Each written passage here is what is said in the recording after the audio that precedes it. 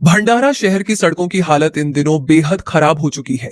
भूमिगत सीवर परियोजना के लिए खोदी गई सड़कों को अब तक पूरी तरह से दुरुस्त नहीं किया गया है, जिससे आम नागरिकों को भारी परेशानियों का सामना करना पड़ रहा है।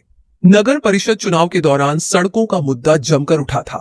नेताओं ने चुनाव के बाद शहर की सड़कें बेहतर और सुगम बनाने के बड़े बड़े वादे किए थे, लेकिन अब बारिश का मौसम शुरू होने के बावजूद कई जगहों पर सड़कें कीचड़ और मिट्टी से भरी दिखाई दे रही हैं। मुस्लिम लाइब्रेरी से त्रिमूर्ति चौक तक का मार्ग शहर का एक प्रमुख और व्यस्त रास्ता माना जाता है।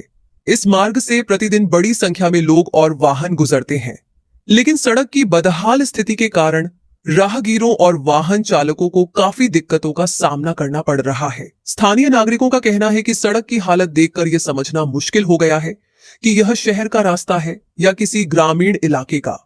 लोगों ने प्रशासन से जल्द सड़कों की मरम्मत कर समस्या का समाधान करने की मांग की है।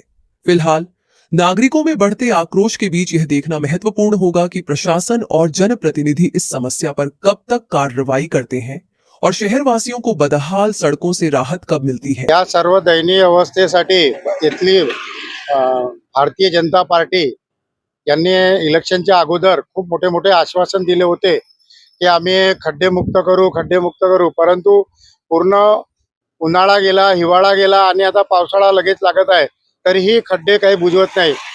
गडर लाईनच्या नावाने रस्त्याची पूर्ण वाट लावून दिलेली आहे। धुळीमुळे लोकांच्या आरोग्याला धोका आहे आणि हा रस्ता कॉलेज रस्ता आहे, कलेक्टर ऑफिस रस्ता आहे आणि प्रशासकीय पूर्ण मुख्य रस्ता आहे, तरीही इथल्या सत्ताधाऱ्यांना दिसत नाही। आताच विधान परिषदचे इलेक्शन झाले आणि बोलताना तुमच्याच मीडियावर बोलले की बा विकासाचा विजय। हा कसला विकासाचा विजय? लोकांचे जीव जात आहे, हाच विकासाचा विजय का?